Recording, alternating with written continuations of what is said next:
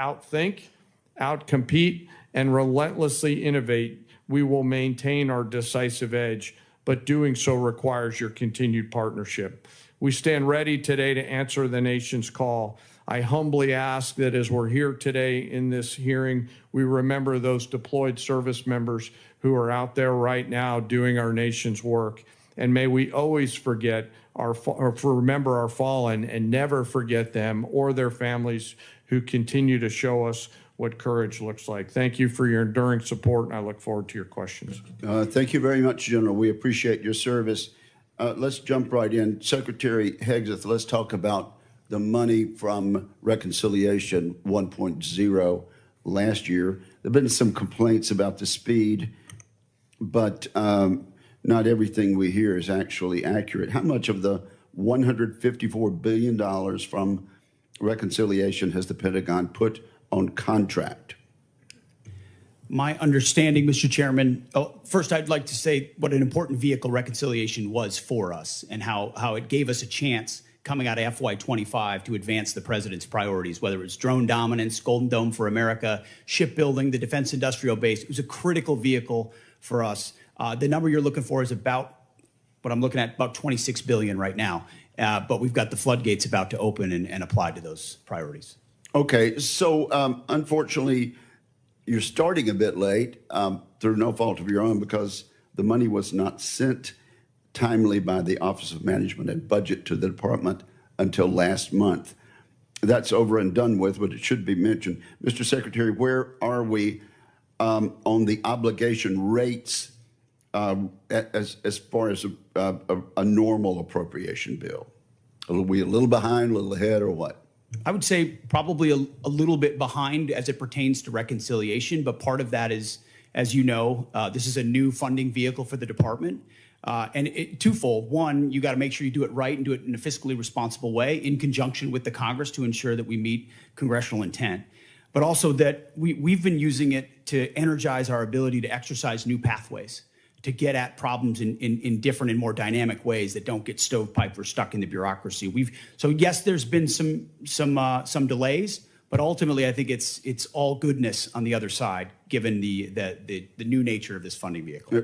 Right. Yes. Well, and things have been done differently, and we appreciate that. But Mr. Secretary, will you commit to us that you'll keep the committee informed frequently of your efforts to get all this money out the door, so our industrial base can start building as you have described in this new flexibility that we provided them? Absolutely. And you mentioned a few things in Reconciliation that you think have been game changers. I don't think we've talked enough about some of the game changers. For years, we failed to take action on rebuilding America's drone industrial base and critical mineral supply chains. After last Reconciliation bill and the National Defense Authorization Act, we're in a very different position on drones and critical mineral supply chains, are we not? Very much so.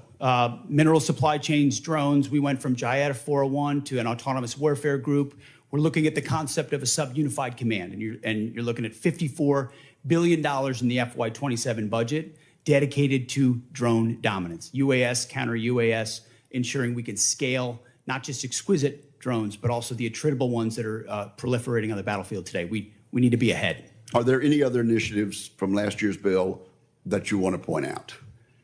And you only have a minute and a half. The investment in Golden Dome for America, Right. The ability to get running on that, and we are on schedule to deliver capabilities inside this administration.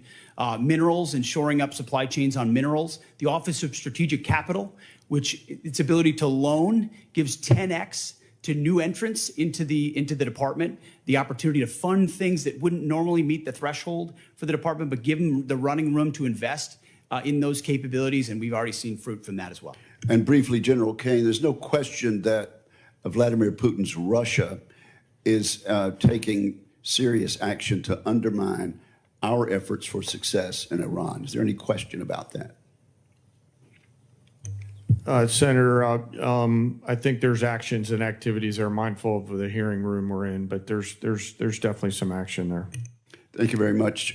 Senator Reed, you're recognized.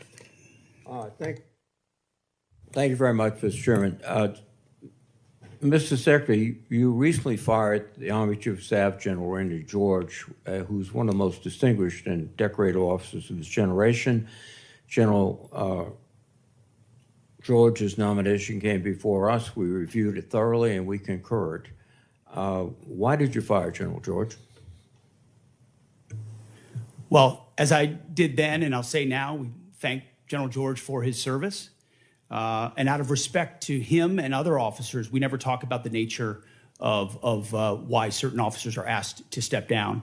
But we all serve at the pleasure of the president.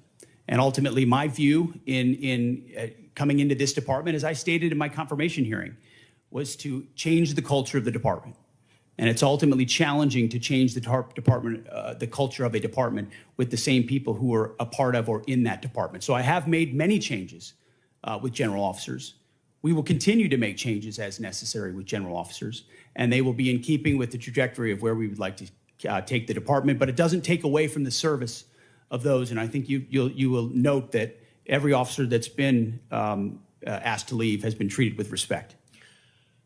Interesting. Of the 24 officers that you have fired for reasons unrelated to performance, since you have not indicated any cause, 60% are black or females. Now, did the president direct you to single out female and black officers to be dismissed? Senator, of course not.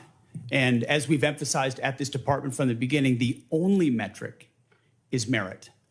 This members on this committee and the previous leadership of this department were focused on social engineering, race and gender in ways that we think were unhealthy for the department, focusing on those things, making decisions based on those things. Okay. In President Trump's War Department, we make decisions based on only one thing, merit.